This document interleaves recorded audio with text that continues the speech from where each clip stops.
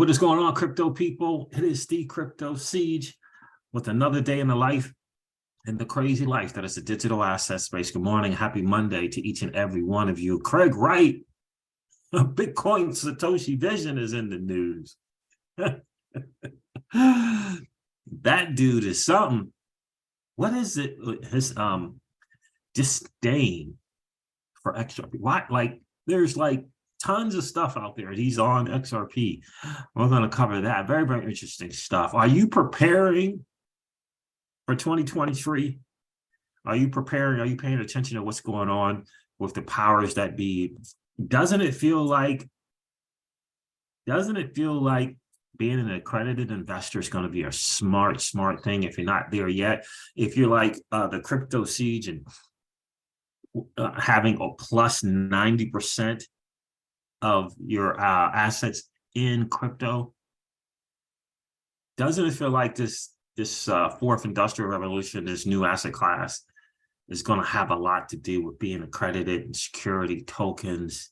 Are you preparing for that, or are you going to be reactive? Crypto Siege is home. We're preparing because we don't know what they're going to do. We got to be prepared. It's better to be prepared and not have an opportunity than to have an opportunity and not be prepared. Are you prepared? We're going to cover something to kind of give you a way to prepare for this accredited investor thing. I think it's hugely important to just be ahead of the game. Senator Loomis is tweeting out some stuff about her bill. We'll see what happens with that. We'll see what happens with that. Ethereum is about to do another hard fork. We'll cover that as well. Stefan Huber is pointing out the very, very obvious and giving a little jab at Charles Hoskinson, who just doesn't seem to want to own up to the ill doings going on at the SEC and William Hinman. MakeItBeFresh.com. I encourage you guys to go over there and check that out. We're going to cover the layer cake protocol, something that you need to know about Flare Networks. I promise you, we got to level up. It's not enough to just be entertained by YouTubers. You want to level up in this space. You really want to level up. News is cool. Being entertained, something to make you laugh for entertainment purposes only, is cool. But we got to level up if we want to win in this space, and be very, very careful. I'm going to let you guys listen to Cynthia Long telling you about traditional financial products. You got to be really, really careful. A lot of people don't know. So we'll cover that. JP Morgan is lying as usual. So, when they lie, you just do the opposite, or just understand the opposite is really going on. We'll cover that as well for sure. And we have to pay attention to the global stuff. We're going to pay attention to the U.S. and China and Russia. Are you paying attention, or are you just hanging out being entertained on crypto Twitter and from content creators who are here only for entertainment purposes only? Got to be careful. All right, guys, listen, this is your XRP Ripple Daily News in around 0 to 10 minutes. Let's go over to CoinGecko.com, that massive site for keeping us updated on everything going on in the markets. Absolutely love this site. You got the coins, new coins, losers and gainers, categories, the Algorand Eco, Terra Eco, the Maker DAO Eco, Terra Eco. What's going on there? What's happening there? So listen, guys, this is your total cryptocurrency market cap according to CoinGecko.com. I have the app on my phone. Absolutely love it. 844 billion is down from an all-time high of over 3 trillion. We must not forget the Bitcoin dominance is at 38.4%. Yeah, that is not a great number. Bitcoin is trading at $16,834.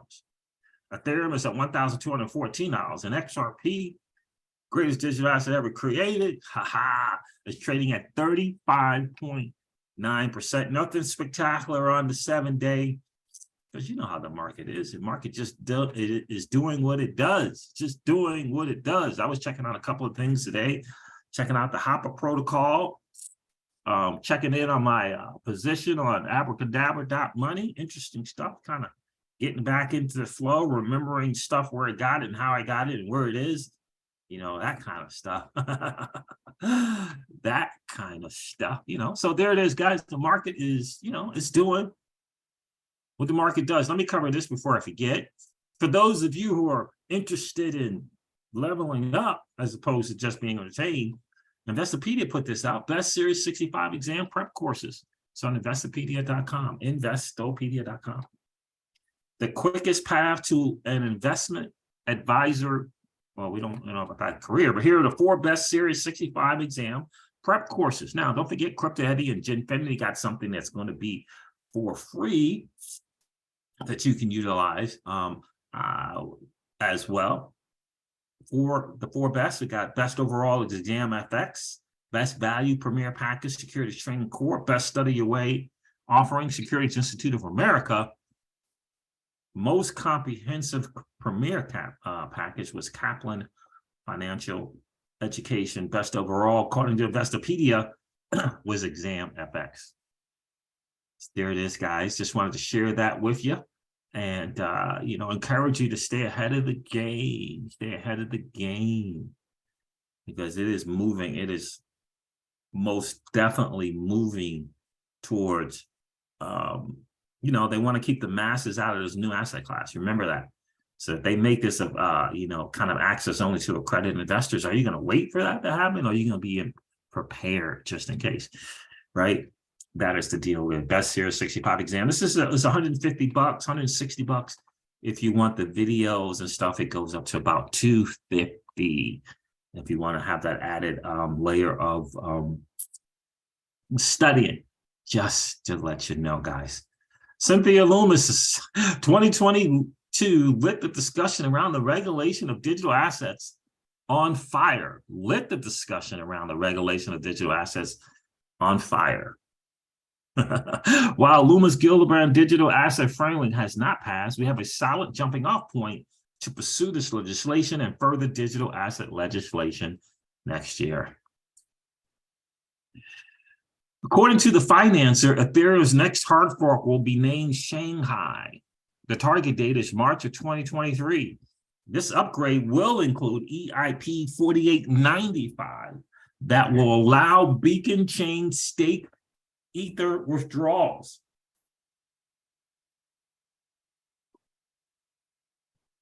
Interesting to see. Shout out to the Financer.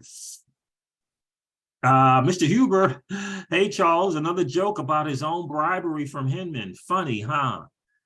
Ms. Stefan said, how did I miss this until now? After Bonnie and Hinman once again joke about Hinman's bribery. This is their running gag. Bonnie writes that at this luncheon, he has the opportunity to then personally commend him for modernizing the reporting regime. U.S. corruption at its best. MakeItBeFresh.com, guys. Be sure to check this site out. I'm telling you, if you want to level up your IQ about Songbird, Flare Networks, and where XRP and the XRP Ledger are going, it's MakeItBeFresh.com.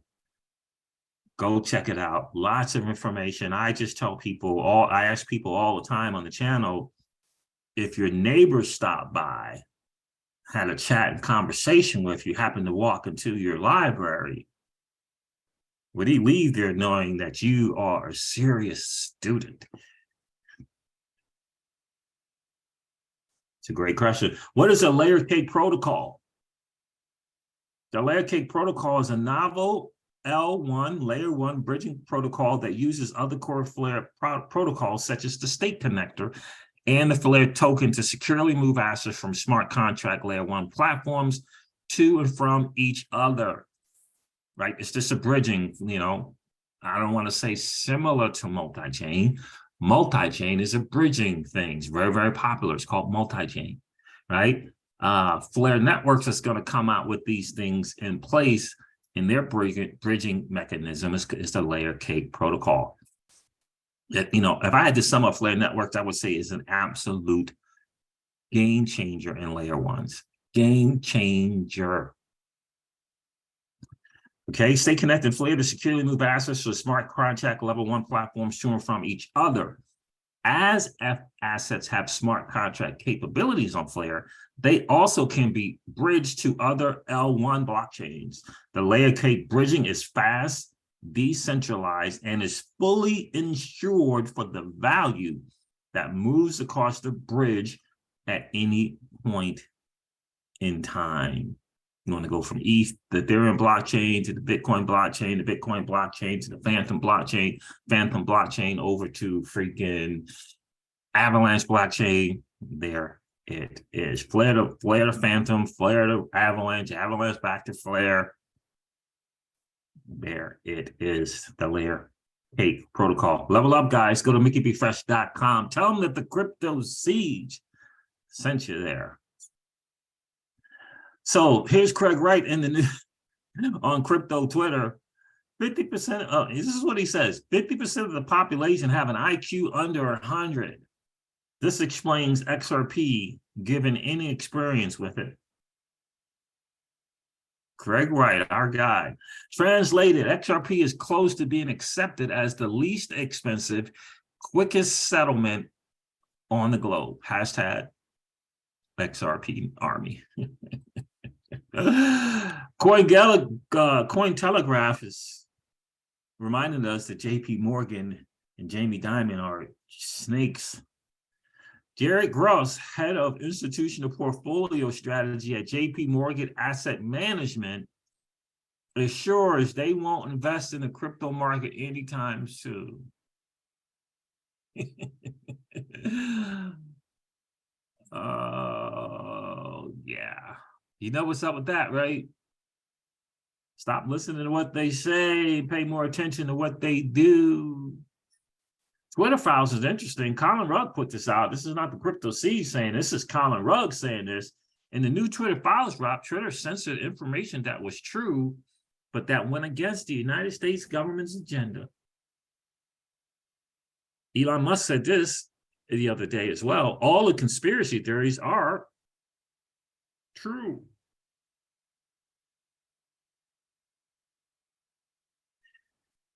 Don Popescu states, and he's been on this stuff for a while now, high inflation, hyperinflation is a huge characteristic of any war, revolution, environment, and inevitable. Goods and services supply chains become uncertain, unavailable, delayed, creating huge price uncertainty. Inflation. We are now in a huge United States versus China, Russia freezing war. Freezing war. I'm going to let you guys listen to Caitlin Long, and then I'm going to share a tweet from Digital Assets Update. It kind of says it all. Listen to Caitlin Long here. She's being interviewed by the Mark Moss, very, very smart guy. I love this stuff that he does. He has moved from kind of digital assets to more of a Bitcoin person. But listen to what Caitlin Long has to say here. This is kind of really, really good. Let's see, 1 minute. Let's do here. Let's go here. All right, Caitlin, thanks so much for joining me today. You don't know, but I've been looking forward to this interview for a long time because one thing I want to talk to you about is a 4-part series that you wrote back in 2018 for Forbes, kind of forecasting what might have happened like we just saw right now with the FTX. But what you don't know is that this YouTube channel, my YouTube channel, I started 4 years ago, and the first 4 videos I did were breaking down those 4 articles that you wrote. I did not know that. Yeah, I had been making YouTube videos before on my business channel with my old business partner. That was a crypto thing. I left the crypto thing, decided to focus on Bitcoin, and started a brand new channel. And the first 4 videos I did were those 4 videos talking about that. So anyway, it's a long time coming. Appreciate you taking the time. Yeah, that's great. Happy to be here. Yeah, thank you. Those pieces, I've gone back and referenced them several times. It's kind of funny how it played out because it was the announcement that Bakkt, which is a sister company of the New York Stock Exchange owned by ICE, which is the largest centralized intermediary in the financial markets, that Bakkt was entering Bitcoin. And what I was doing back then was warning that Wall Street was going to come into Bitcoin and try to take it over and financialize it. And what I missed, actually, was that it wasn't the Wall Street entities. Ironically, the regulators held the Wall Street entities back. It was people from Wall Street who were Wall Street trained. By the way, she said the regulators held Wall Street, or from kind of getting into the space. And the regulators, right? I don't know who the regulators are, because we say on this channel all the time. This is the regulators and the banking regulators who are in charge of these economies, especially in the US. And the regulators, some say it's 4, some say 5. The Federal Reserve Board, top regulator in the financial systems, the Federal Reserve. Then there's the Office of the Comptroller of Currency, and then it's the FDIC, and then it's the Office of Thrift Supervision. Some include the NCUA, National Credit Union Administration. Those are the regulators. Those are the people. Now, the Federal Reserve, you got to get it. And then it's a funny thing about the Federal Reserve, right? If they're the head regulator in terms of finance, and then the top banks own the Federal Reserve or make up the Federal Reserve, who's the real fight going on with? It's with the regulators, right? It's with the regulators. Let's continue to listen. Like Sam Bankman-Fried, who brought their tricks of the trade into this unregulated asset class and, did some damage for sure. Yeah. So it was very, very foretelling for sure. As I've gone back to kind of read that, preparing for this, like you said, you kind of nailed it. And I guess, you understand the financial system, and so you just realize it's just always the same game being played over and over by different players. But you talked about that Wall Street would try to co-opt cryptocurrency the only way it possibly could, which is to financialize them, which would be creating layers of debt on top of those assets. And is that basically what you think has happened with probably all the way from, maybe not Terra Luna, but, definitely the Celsius, Three Arrows Capital, Alameda, and FTX? Oh, definitely. That's what all of the leveraged Bitcoin and leveraged crypto players did. FTX, I think, is just a case of good old-fashioned fraud and embezzlement, but it would appear based on what we know as of now. But the others that weren't engaging in outright fraud were engaging in these backdoor leverage practices like rehypothecation. Some were open about it, others were not. And we talked about that in those 2018 pieces, that there's some question as to whether rehypothecation is itself fraud. In fact, there was a Supreme Court case that I cited in Wyoming, and I believe it was 2016, maybe 2015, but not too long ago, that held that rehypothecation of an industrial diamond was fraud. And so what's fascinating is the securities industry rehypothecates everywhere all the time. If you look at the fine print of your By the way, listen to this part. It's really, really important. This is the model that Celsius started with, right? It's started kind of like a peer-to-peer with the Bitcoin, then it went kind of this rehypothecation or rehypothecation thing, and then they moved to some other thing. Just like they started out that the crypto that you deposited was your own crypto, our crypto. And then they kept changing the terms of service agreements. It was no longer your crypto. And guess what is not yours today in traditional financial markets? Take a listen to this.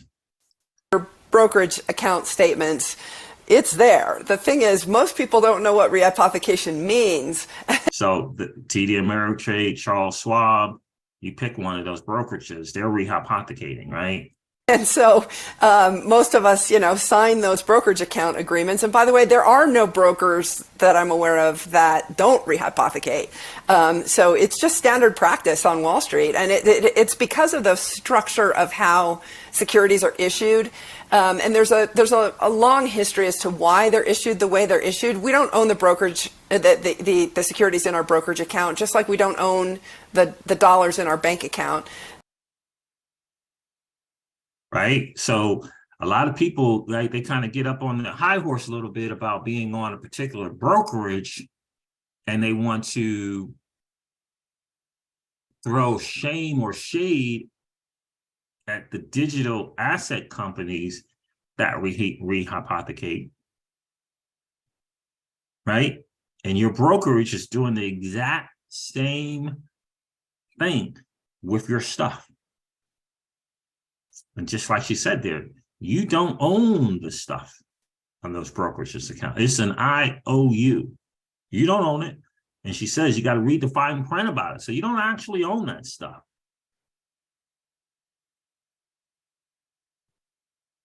Most people don't know, like she says, most people, the masses don't know about rehypothecation. They don't know that's what's going on in their brokerage accounts.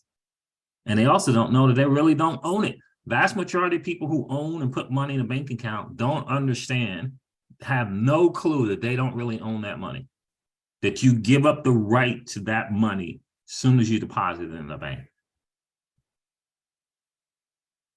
Like, so you willingly give up your right to your money as soon as you put it in the bank. Willingly, this is what you do. Perhaps not knowingly. But now that you know, what do you think about it? So don't try to throw shade on the digital asset platforms that try to provide you yield on your money and then turn around and go deposit your money in the bank, thinking that is insured. Let me tell you something. The idea of this FDIC stuff is a lie. It's a myth. It is a myth. If it was actual, there wouldn't be bank runs. If it was actual, not I want to say it wouldn't be bank runs. If it was actual, you wouldn't. I watched, I couldn't tell you how many videos I watched of people trying to take out their money, just small amounts, trying to take out their money, and the money wasn't there. In other words, it showed up on their app, but when they went to take it out, it wasn't there. They didn't have it. They didn't have it. So don't hand me this FDIC insured stuff. That's a lie. It is a lie. And in the end, when a bank fails, all they do is put you onto another bank. They don't give you your money. They turn you over to another bank. Let me say that again. They don't give you your money. They turn you over to another bank. That is not the same thing as giving you your money. Because it's the same people, when the bank fails, all those clients go over to another bank. If those same 100 people say, I want to take my money at the same time, guess what's going to happen? It's going to fail, and they're going to just transfer you over to another bank. It is not getting your money. They're both legally IOUs. We've lent them to our financial institution, in this case, our broker-dealer or our bank, and then they owe those back to us. So what we own is not property. What we own is a contractual obligation, an IOU. An IOU. That's why the banking regulators and the top banks in the world are scared to death of DeFi and what it offers. They're scared to death of DeFi and what it offers. Scared to death. That's the real fight, guys. You walking away from their liquidity pools and their traditional banks and walking into digital aspects and eventually learning more about DeFi and participating in DeFi. So don't give me no brokerage thing bragging about some brokerage account that you got. Don't give me the high and mighty shade that you want to throw on decentralized platforms because they're rehypothecating. Your brokerage is rehypothecating. And by the way, the stuff that you got on there, you don't own.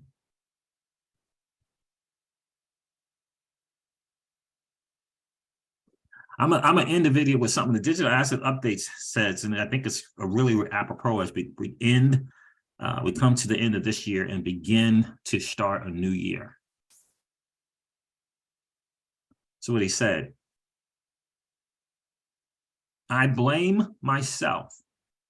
I blame myself for putting way too much crypto into Celsius with basically no proof that coins were ever safe. Then I blame Alex for lying on epic proportions, making statements as a CEO that went against his own app's terms of service. taking ownership and responsibility and accountability for where we are is very, very cool. It's a tough thing, I get it. But the only way forward, just like the Crypto C said, when we realized that what happened with Celsius XRP was done, toast as far as we were concerned, wrote it off mentally and emotionally in order to move on. I got to take ownership for it and move forward. All right, guys, listen, this wraps up the XRP Ripple Daily News in around 0 to 10 minutes. I hope it has been of value to you. If it has, do me a favor and hit that like button. And if you enjoyed the hangout, please consider subscribing to the channel and ringing that notification bell so that you know whenever we go live or whenever we upload a video. I'm going to end this one like I do all my videos and remind you guys of this. Old money doesn't want you to win. They don't want us to win. They would rather that we remain a cog in their perpetual wheel of trading our time for dollars. They don't want us to play in the same playground that they play in, where we allow our money to work for us. This is our chance to win, guys. The digital asset space is our chance to win. We are in the midst of the greatest transfer of wealth in the history of man. Are you participating? Or are you standing on the sidelines? Here's what I do know. That the battle for you has already been fought. And the victory is yours. Go get it.